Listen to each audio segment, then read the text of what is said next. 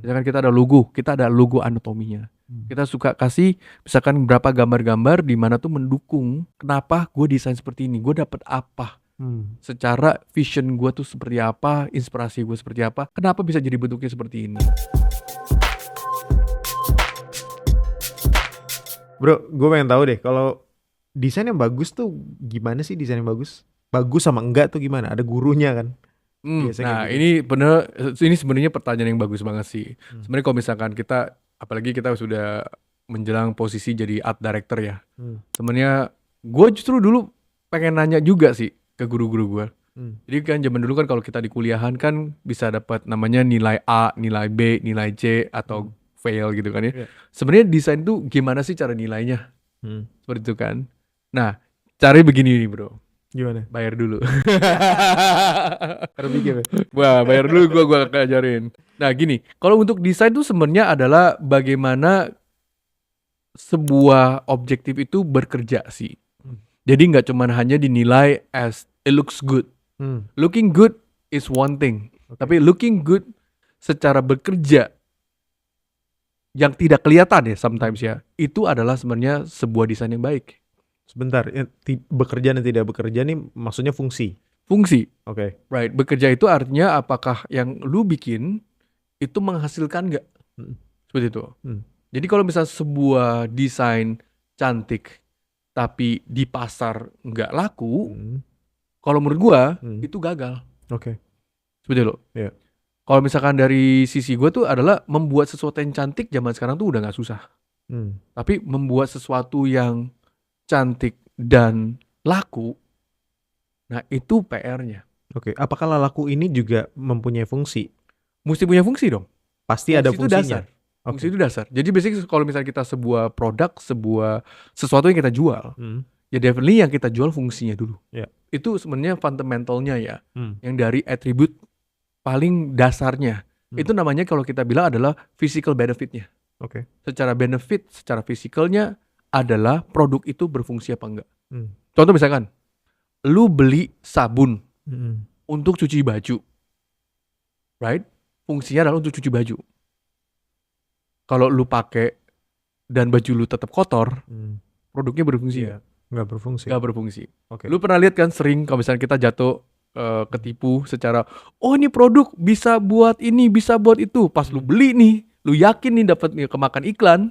Pas lu pakai di rumah dengan Nggak kayak bisa. noda-noda, kayak misalnya noda sepatu lah, bersihin sepatu atau bersihin sofa, terus lu semprotin, hilangin noda, nah jangan nodanya nggak hilang. Berarti produknya secara fisik, produknya itu tidak mutu lah. Oke. Itu physical, itu function. Oke. Right? Kalau function itu adalah di mana itu sudah diuji dan bagus, tingkat keduanya adalah emotional benefitnya apa? Secara rasionalnya, secara fisikalnya, produk, objektif. Secara emosionalnya, apa yang dia tuh berbedakan dengan yang lainnya. Nah, itu yang mesti kita pikirkan, maknanya di situ. Ya sebenarnya kalau misalkan judging design itu juga selera orang, ya kan? Tapi di sini adalah kita membicarakan desain yang memang memiliki fungsi. Ya. Oke. Jika kita membahas sebuah desain, ini berarti nggak hanya desain. Betul. Secara keseluruhan. Keseluruhan. Jadi kita brandnya tuh nggak hanya ngomongin desain aja.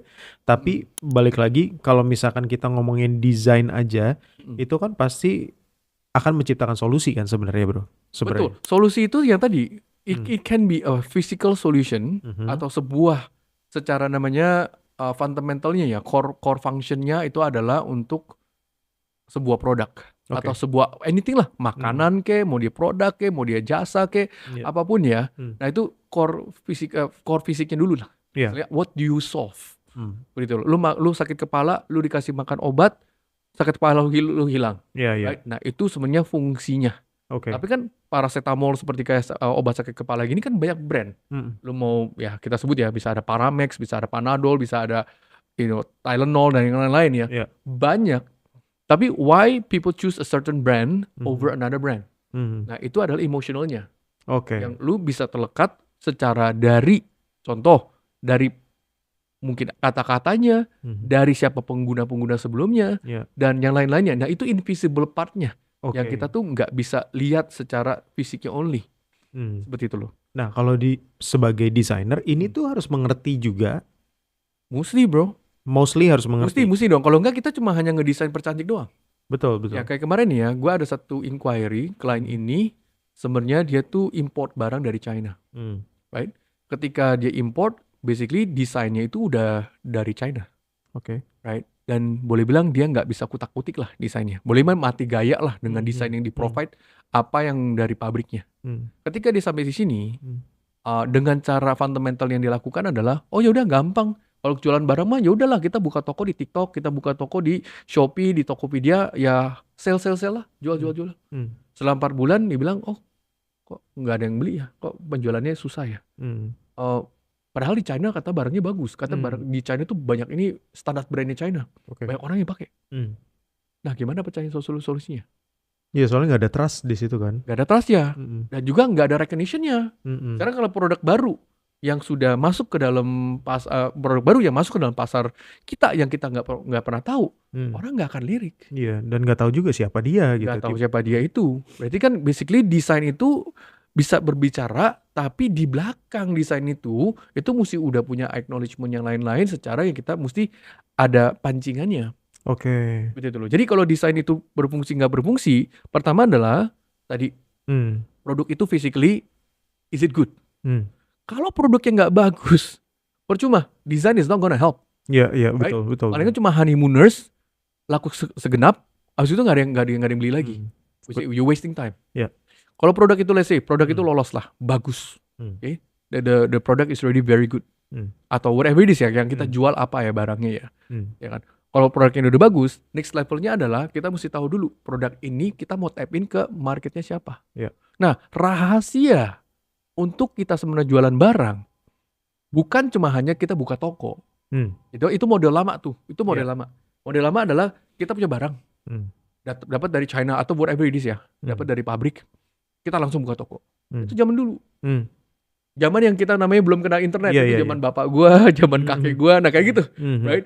Cuma lu dan Tuhan dan tetangga lu yang tahu doang jual barang itu. Awalnya. Tapi zaman sekarang kita dengan segitu gampang dengan internet, dengan segitu gampang ya kita lihat social media dan networking dan everything is made is simple. Setuju. Sehingga berarti design is not the only way yang untuk bisa bikin produk ini tuh sirkulasi ya.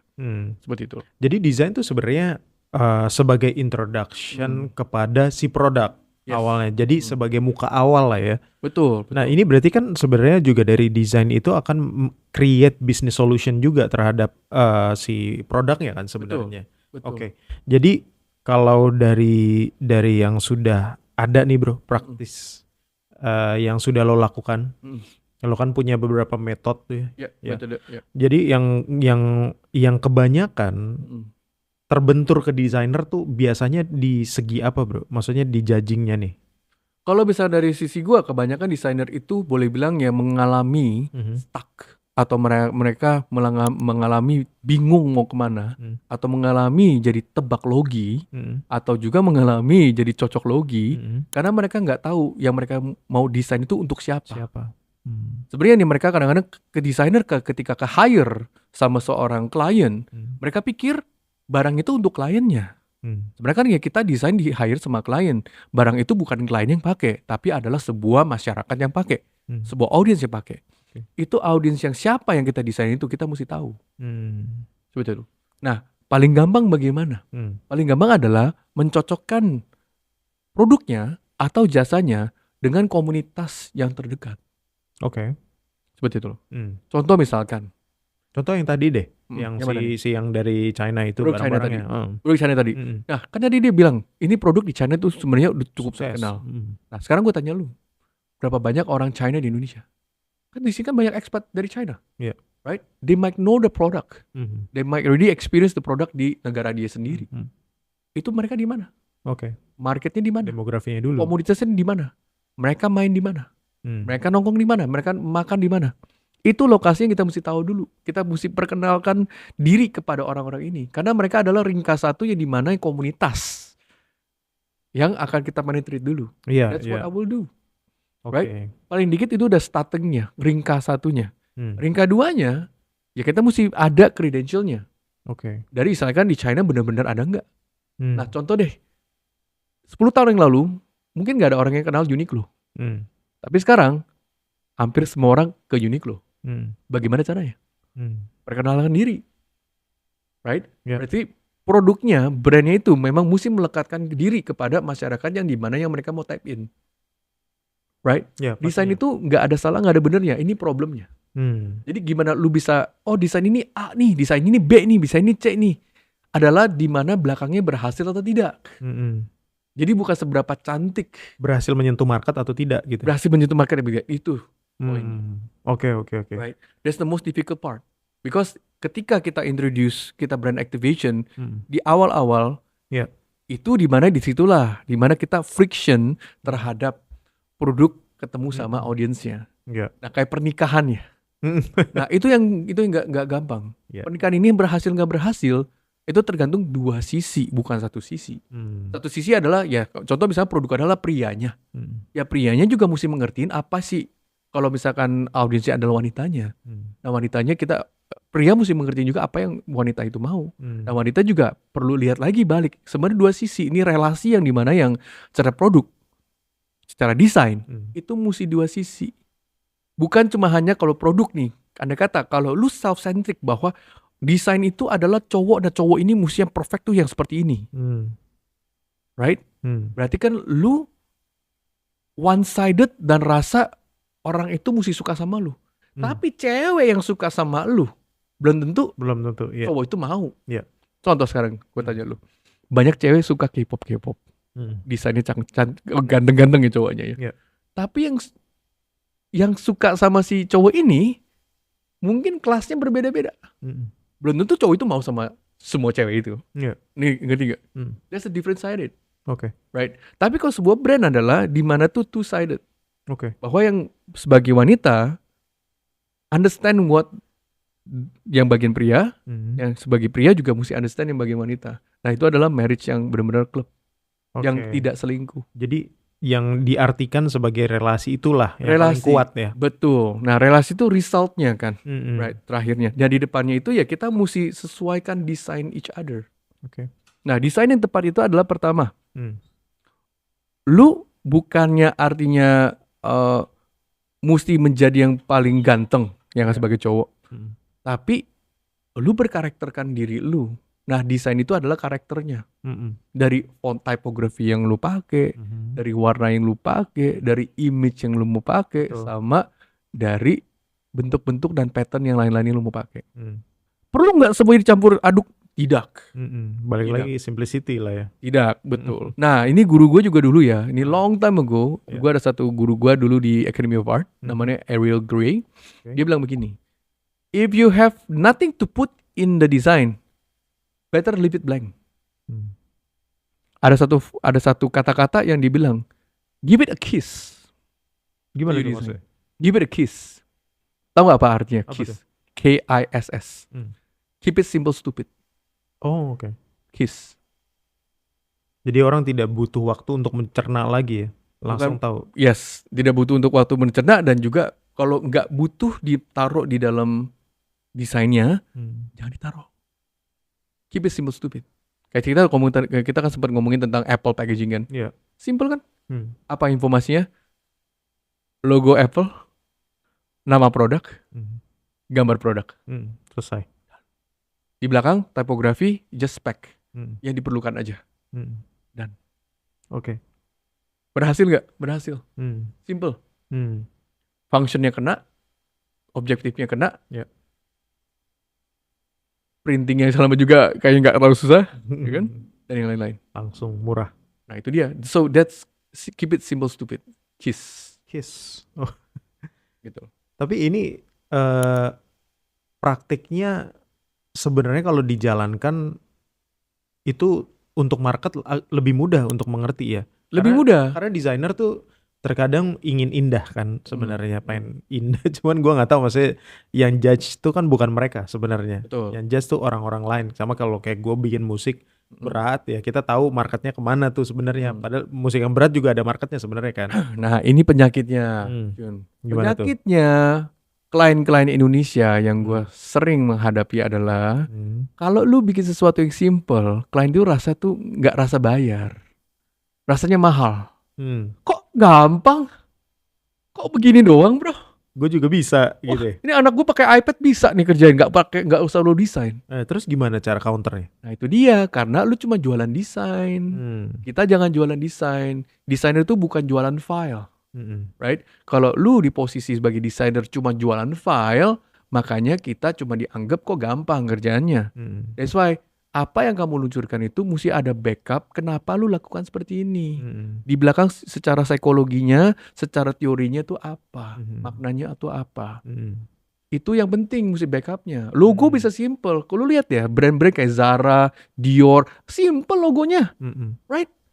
Kalau bisa dibayar berapa? Murah dong kalau gitu. Goban aja, 50.000 cuma Dior doang. Zara juga cuma font begitu doang. Gak ada spesial tuh, gak ada ikonnya, gak ada apa-apa. Should it be cheap? Nah kalau kita cuma jualan seperti filenya doang, oh ya ini gue gitu. Ya jadinya akan jadi murah. Nah di situ lu mesti punya sebuah di mana lu bisa mempresentasikan, get your idea across. Seperti itu loh. Karena if you don't get your idea across, you don't have a meaning behind what you do intentionally. Nah it equals to jadi nggak ada makna. Benar. Itu loh bro. Benar. Itu sebenarnya balik lagi ke desainer, walaupun dia juga harus mengerti, balik lagi dia juga harus bisa mempresentasikan atas buah pikirnya itu ya. Betul. Yang dari data ya. Itu sangat-sangat key-nya banget. Karena kalau misalnya dari tim gua rata-rata apa yang kita desain itu definitely di dalam filenya itu selalu ada penjelasannya. Ada anatominya. Misalkan kita ada logo anatominya. Kita suka kasih misalkan berapa gambar-gambar di mana tuh mendukung kenapa gue desain seperti ini, gue dapet apa, secara vision gue tuh seperti apa, inspirasi gue seperti apa, kenapa bisa jadi bentuknya seperti ini. Nah itu yang gue sering lakukan di dalam tim gue. Nah ketika kita sudah desain dan kita sudah masukkan makna, dia punya antropologinya, kita punya anatominya. Nah di dalam situ kita nggak cuma kasih filenya. A lot of designer tuh gimana ya, merasa tuh kesibukan atau introvert, mereka rasa tuh klien itu sudah tahu apa yang kita kirim. Nah ketika lu sudah desain, lu cuma kirim, dan lu harap klien itu ngerti. Ternyata dia cuma balik I don't like it. Itu kesalahan berat. Seharusnya saat dia mempresentasikan desain itu, dia harusnya bertemu langsung. Lu mesti bertemu langsung. Dan lu mesti benar-benar ketemu dan belajarin respon dia. Lihat dari ekspresi dia. Kayak main poker loh. Susah main poker online bro. Betul gak? Nah poker itu yang mesti kita lihat ekspresinya. Oh poker itu bisa menang gak menang tuh bukan karena lu punya kartunya apa. Tapi bagaimana lu bisa ada bluffingnya, reaksi badan lu. Lu bisa aja punya kartu jelek. Tapi karena lu bisa meyakinkan orang, lu bisa menang. That is design. Yang lu mesti bisa mengekspresikannya juga. Saat lu punya waktu dan punya luang dan lu present. Karena itu give you a very higher chance for your product atau your design to become A. Karena lu bisa setir. Tapi bukan artinya lu setir lu paksa ya, paksa itu beda. Pastinya lah. Ya, bukan dipaksa. Tapi adalah bagaimana lu bisa setir pemikirannya to what you want to do, to what you want to achieve. Seperti itu sih.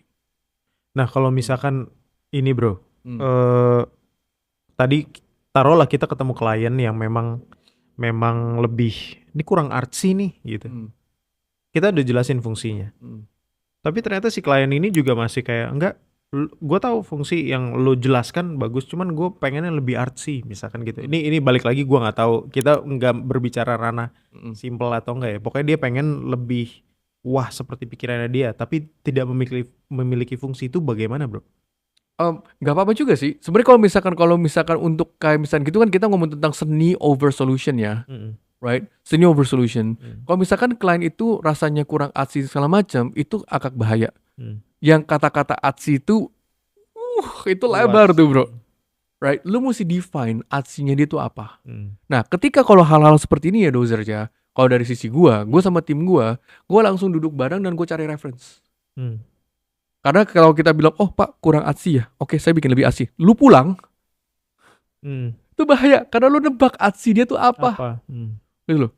Klien kita kadang-kadang tuh, dia tuh gak tahu dia mau sampaikan apa. Ngerti gak? Dia cuma mungkin kebayang kata-kata yang di pikiran dia, belum tentu di pikiran lu, dan lu nebak. Mendingan gue pakai reference. Oh Pak, kalau misalnya rasanya kurang artsy seperti apa Pak? Apakah ini, apakah itu? Apakah ada reference Pak? Nah, reference Bapak seperti apa? Nah, find the middle ground-nya. Nah, dari situ baru debate. Remember? Brainstorm. Karena klien itu mau didengar. Yep. Remember, lu mesti buka banyak kuping kita. Sedikit, silence the advice monster. Yeah. Nah, let them say something first. Tapi dengan keyakinan, bukan cuma menu taker. Kalau kita jadi menu taker, klien itu juga bisa merasa, ini anak muda nih. Gue gencet lagi aja. Nah, lu bisa ada sparring-sparringnya sedikit. Oke. Nah, ketika dia kasih show references segala macam, nah lu juga mesti bisa knowledge. Jangan sampai dia kasih references yang lu nggak paham, bukan dunia lu, dan lu nggak ada power untuk debate.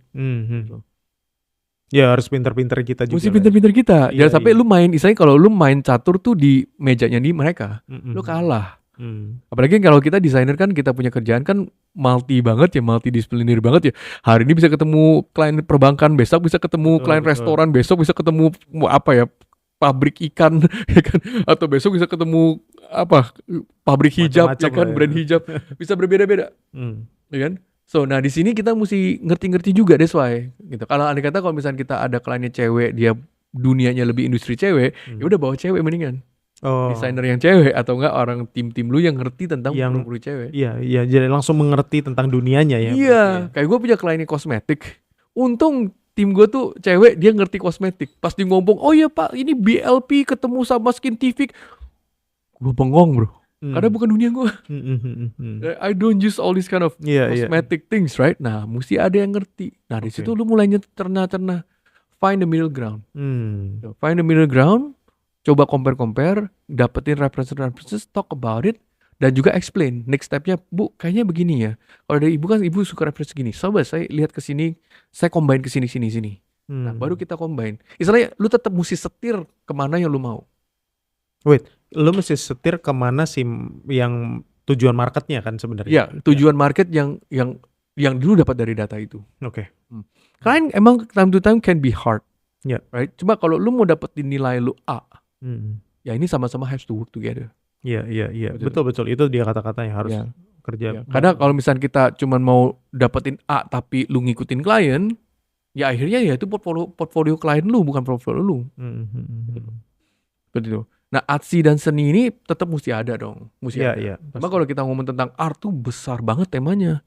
Lu art aja dari era ke era berbeda. Right? Sangat jauh. Nggak bisa kita cuma ngomong tentang art. Nah, kalau kita jual desain cuma art doang, ya no wonder kita jadi mahal.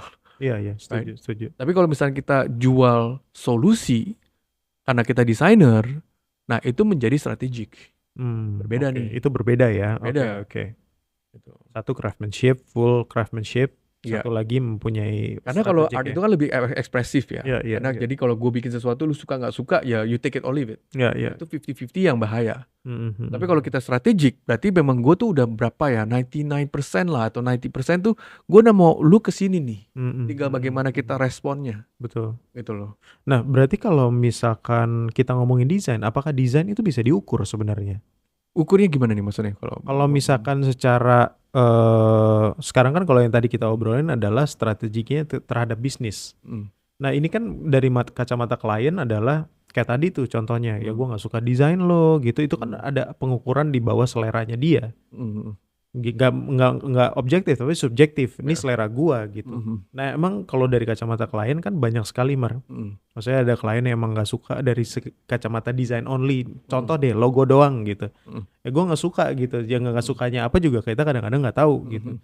Mereka juga nggak bisa jelasin karena bukan orang desain. Nah apakah sebenarnya kita tuh punya measurement terhadap sebuah desain? Kan tadi ada anatomi ada kan? Ya, betul. Nah ini apakah emang ada measurementnya? Jadi kayak misalkan tipografinya segini apa? Kalau secara measurement, kalau misalnya secara KPI itu ada ya, kalau kita mau ngukur ya. Tapi kan KPI itu kan sebenarnya adalah pada dasarnya kalau sebuah produk itu yang sudah pernah luncur atau yang pernah dilakukan pada lapangan, bahwa kita ada sebuah bahan perpanduannya ya, seperti kan, itu baru bisa KPI. Kayak sekarang gini, KPI lu ke bulan dan balik lagi, selamat gak? Lu bisa jawab? Nggak bisa, karena kan lu belum pernah ke bulan. Tapi kalau misalnya dari sejarah pernah ke bulan kan bisa kehitung. Oh dari sini ke sana tuh kurang lebih tuh makan waktu sekian. Lu perubahannya apa aja. Nah lu punya KPI untuk next stepnya. Yeah. Tapi kalau brand baru, andai kata, contoh misalkan tadi kita ngomongin tentang kita mau launching apa nih? Coba lu kasih gue ide. Misalkan gue pengen launching golf bag, misalkan. Golf bag. Nah, let's say lu bilang tas golf ya. Berarti kan lu bukan orang pertama kali di dunia yang bikin tas golf. Betul. Right? Nah, berarti kan lu bisa kan measure dengan tas-tas golf yang lain. Nah, berarti lu measure dengan tas golf yang sudah ada di market. Yeah. Dan lu measure di situ. Nah, lu measure seperti apa? Oke, contoh sekarang tas golf mereknya apa aja? TaylorMade, ya, gue juga nggak hafal semuanya ya. Ya apapun lah ya, yang lu rasa yang ini, yang represent ya. Nah, dari situ kita taruh barang kita di sana. Nah, jadi zaman dulu nih. Ketika gue dulu masih kerja, gue kan dulu di Lendor ya. Pas di Lendor itu ketika kita bikin satu packaging makanan, kita tuh ada shelf di kantor kita. Itu shelf boleh bilang kayak rekayasa. Nah shelf itu punya brand-brand lain. Nah kita taruh produk yang baru ini di tengah-tengah si kompetitor ini.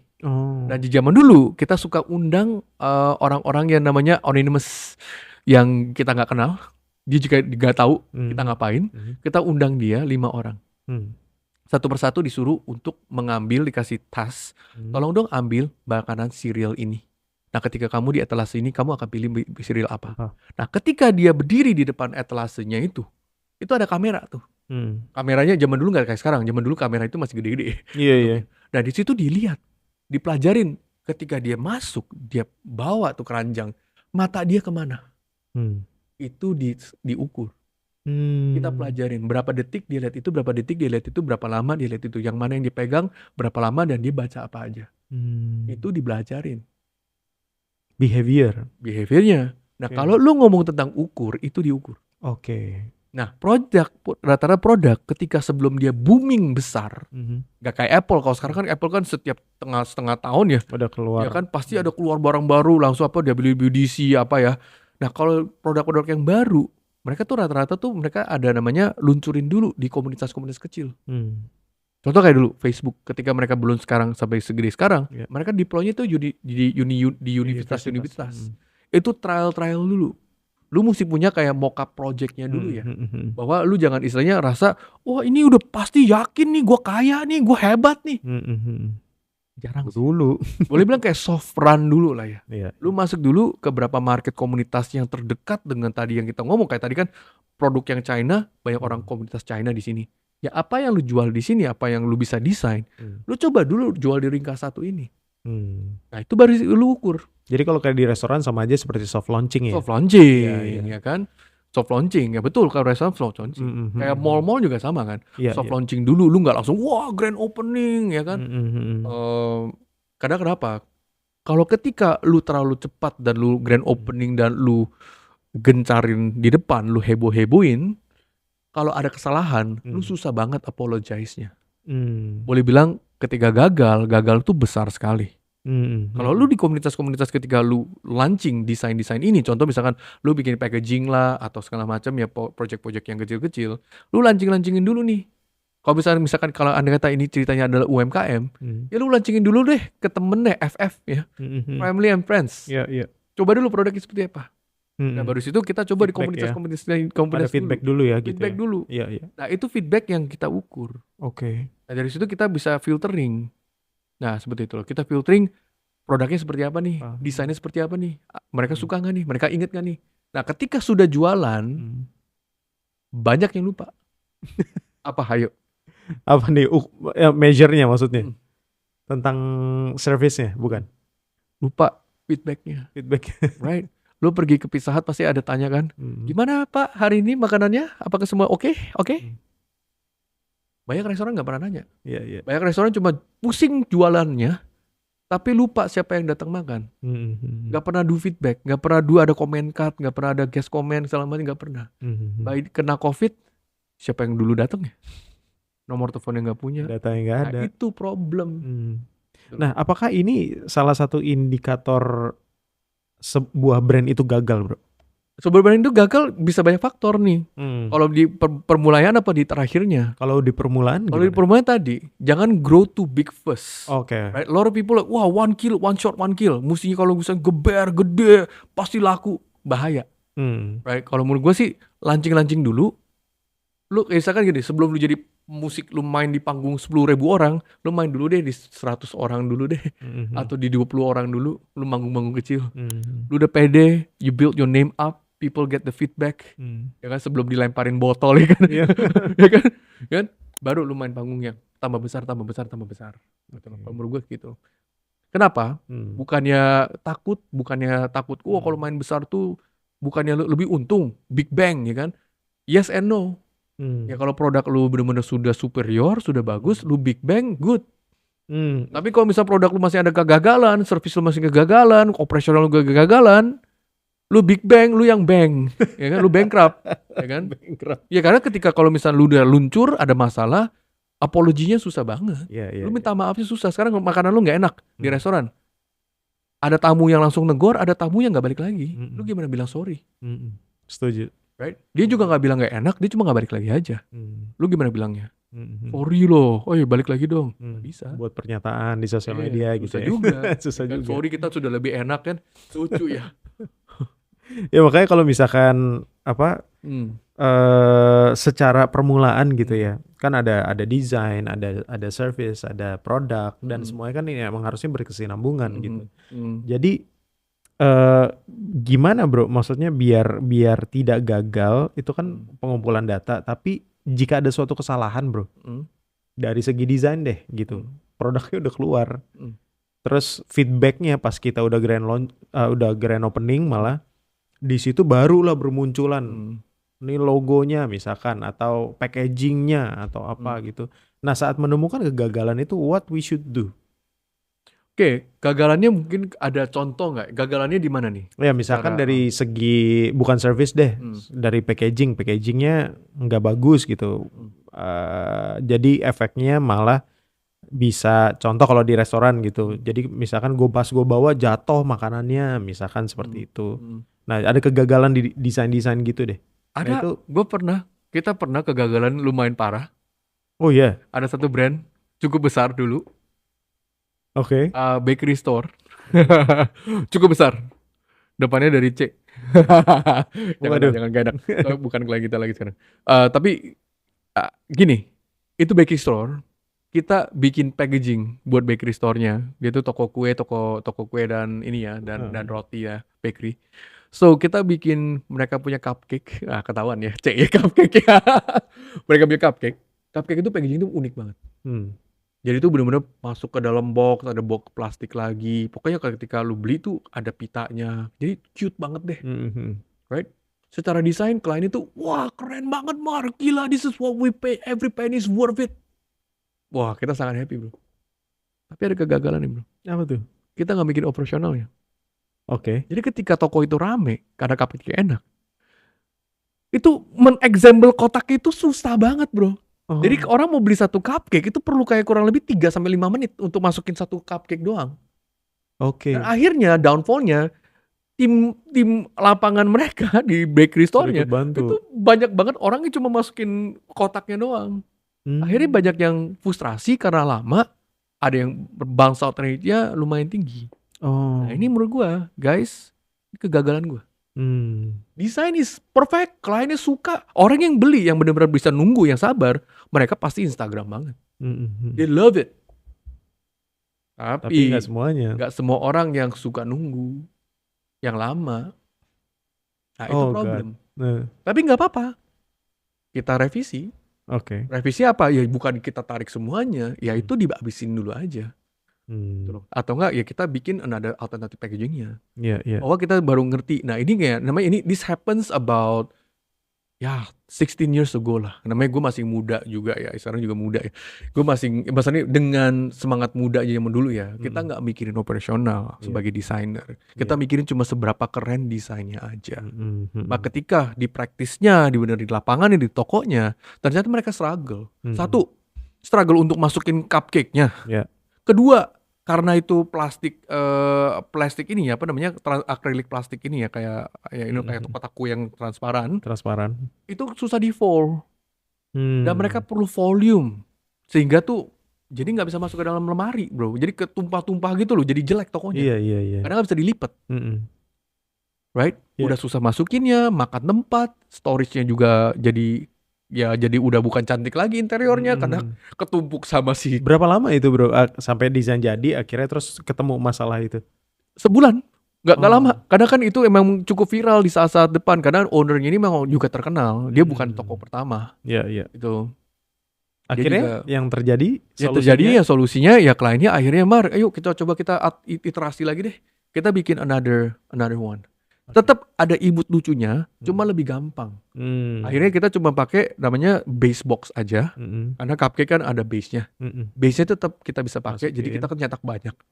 Cuma sleeve-sleeve-nya aja kita magic-magicin. Oke. Nah itu lebih cepet. Nah tapi dari segi customer gimana melihatnya? Customer oke. Tapi Okay. kita treat bukan kesalahan. Kita nggak toa-toain bahwa oh ya kemarin kita gagal. Kita nggak ngomong gitu. Iya. Kita cuma bilang juga. Oh ini kita ada versi baru. Ya sebenarnya jangan say that is kegagalan, tapi ini adalah a lot of people will just bullshit, right? Zaman sekarang ya gue bilang kadang-kadang gue sebel banget ya. Belanja barang sekarang lu nggak dikasih kantong, right? Gak lama lagi beli aqua nggak dikasih botol. tapi dia punya defense adalah save the earth. Iya. Right? Well, we can save the earth in other form sih. Tapi gue sekarang beli barang kayak orang ngejarah dari toko kan. Iya, setuju. Jadi sebenarnya but itu kan sebenarnya jadi another excuse kan untuk sebenarnya save the planet. No plastic, no paper bag. Right? But while there are still so many plastic here. Iya, I know. Gak bakal bisa lu replace juga. Gak bisa replace ya. Walaupun ya beberapa brand memang memiliki value-nya begitu ya. Yes, ya gue bukannya anti ini ya, anti save the earth ya. I love the earth. Tapi menurut gue adalah caranya adalah ya to turn things around. Yang disadvantage jadi advantage. Tapi cara bagaimana lu menyampaikannya. Oke. Sebagai smart design-nya sih. Nah, jadi kemarin tuh gue sempat lihat di Instagram bahwa ada satu agency ya atau satu produk kaos kaki kalau nggak salah. Dia tuh salah ketik nama. Secure, C-nya 1 kan. Ini jadi 2. Secure. Oke, terus salah total, dia udah cetak 1000. Terus dia bilang, oke, karena kesalahan ini kami nggak akan tarik dari market, tapi kami akan courting gitu. Tapi dengan cara yang sangat menarik ya menurut gue, kayak nanti abis itu kita akan kasih stiker, kasih apa, ada benefit-benefit lain. Maksudnya dari kesalahan itu dia menjadi promo marketing yang baik. Gitu. Nah balik lagi yang tadi dari lo bilang bahwa si owner ini memahami bahwa ada bukan kegagalan lah ya, ada minor yang mempengaruhi operasional, dan yang tadi gue senangnya, Mar, kita bikin lagi sesuatu yang baru. Karena barangnya kan habis. Betul ya, tapi balik lagi kan dia akhirnya membuka diri, kita bikin lagi ini sesuatu yang lebih mudah. Gitu. Nah ini kan gak banyak klien seperti ini. Oh iya, mesti ada bro, dan bayar lagi bro. Iya. Gak gratis juga, bukan revisi. Tapi menurut gue, kenapa kadang-kadang ada klien kayak tadi kita sempat bahas juga, ada klien yang emang pengen ngerusak desainnya aja sih. Jadi emang pengen ngerusak. Ini gak ada fungsinya loh Bu, kalau misalnya dibikin gini, gak apa-apa, I just wanna make it good gitu. Misalkan seperti itu. Ya, by the end of the day, ini ada satu buku yang gue baca namanya Paul Arden. Paul Arden bilang, do what your clients want you to do, and do what you think is best for them. Okay? Lu gak bisa juga menghalangin apa klien mau, karena dia tetap bayar lu. Right? Tapi bukan artinya lu nurut seperti kayak robot ya, dengan apa yang klien mau. Akhirnya lu jadi tukang. Tapi do another alternative to make it better. Why?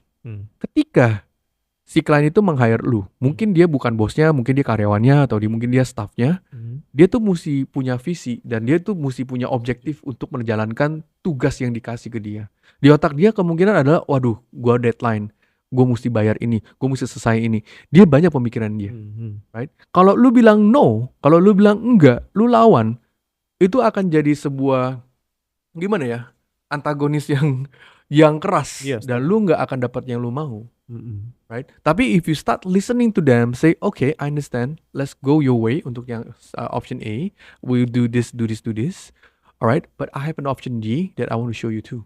Nah, ketika dia udah tahu dan lu sudah melakukan apa yang dia mau, yang dia minta, dan lu kasih option B yang lu rasa is better, dia akan lebih terbuka. Oh, this is okay, this looks good, this makes sense. Dan juga ada jadi comparison. Iya, betul. Nah, comparison ini juga mesti ada standarnya juga ya, bro. Jangan lu bikin kayak kebanyakan, too many, right? Designer is supposed to cut down all the thinking supaya kita sebagai pembeli tuh sudah namanya di pre-thought about it. Sehingga gue udah pilih yang terbaik, gue sudah melakukan yang terbaik, dan gue sudah mendesain yang terbaik. This is just for you. Itu yang mesti dilakukan sama desainer. Baik. Sekali lagi juga akhirnya bertemu dengan klien untuk brainstorm ya. Betul. Jadi membuat komparasi di mana yang mana nih yang terbaik gitu ya. Betul. Keep it simple. Jadi not too big option. Iya. Coba deh, gue tanya lu deh. Lu kalau ke toko luxury ya, misalkan lu ke LV, lu ke Dior, lu ke Gucci, whatever lah, ya. Banyak gak sih pilihan tasnya? Jujur gue nggak pernah masuk, tapi kalau lihat dari luar cuma dikit. Ya kan? Kenapa? Karena memang mereka sudah pre-select buat lu, because it's a designer bag, right? Bukan komoditi. Berarti dia sudah memikirkan, oke, 1, 2, 3 option, 1, 2, 3 option, 1, 2, 1 option, 1, itu aja.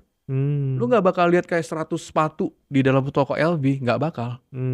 Gitu loh. Lu gak bakal lihat 100 tas handbag di satu toko di satu saat. Kecuali itu toko ya cuci gudang ya. Right? Jarang. So basically kalau lu tambah banyak pilihan, klien lu juga akan bingung. Lu bingung, lu juga bingung. Dan kedua adalah kelihatan lu tuh gak bisa bikin keputusan. Right? What client want is you can make decision. The most value designer is you can make decision. Because decision is the most hardest thing to do. Ketika lu punya 100 barang dan lu bisa putuskan, lu bisa bikin cuma 2 konsep, 3 konsep, dan lu sudah memikirkan, itu yang dimana yang berharga lebih mahal daripada lu punya 100 konsep.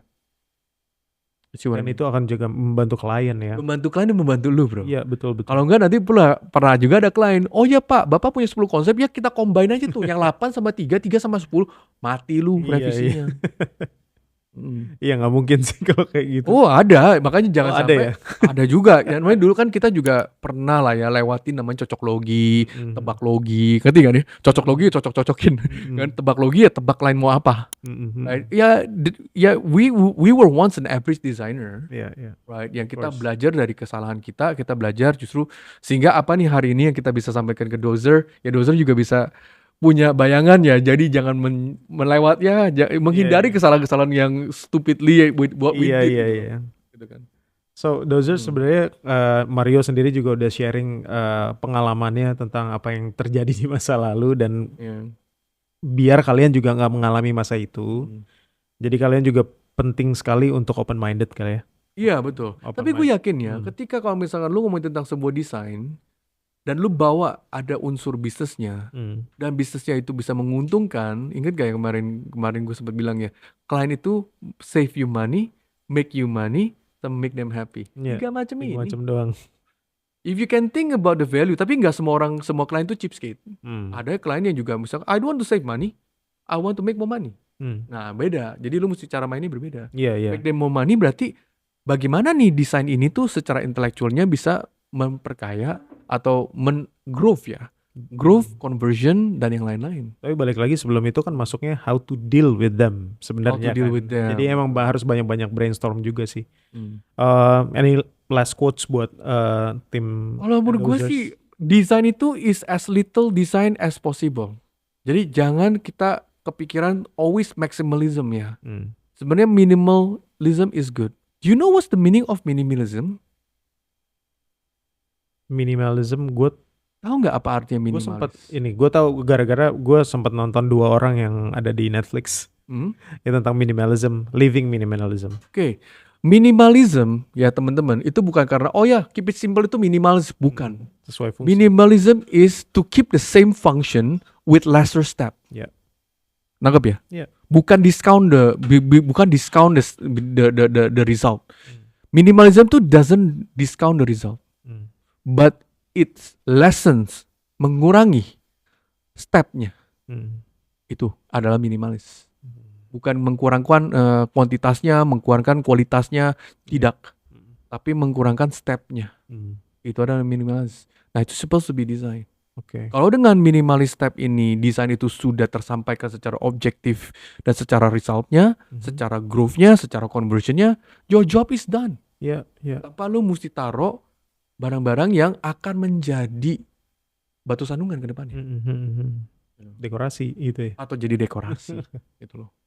Thank you man. So Dozers, tadi pengalaman yang sangat menarik dari Mario, ada pernah gagal juga, terus pada akhirnya bertumbuh juga dari situ, jadi pelajaran dan juga akhirnya bisa melek juga terhadap klien dan juga perkembangan bisnis ya pastinya. Dan kalian pastinya dari podcast kali ini sebenarnya nggak menempatkan kalian hanya sebagai desainer, tapi juga sebagai businessman juga nantinya gitu. Thank you. So thank you Mar udah sharing. Jangan lupa untuk like, subscribe dan komen. Saya Junior Sumantri. I'll see you next episode. Dose up. Dose up.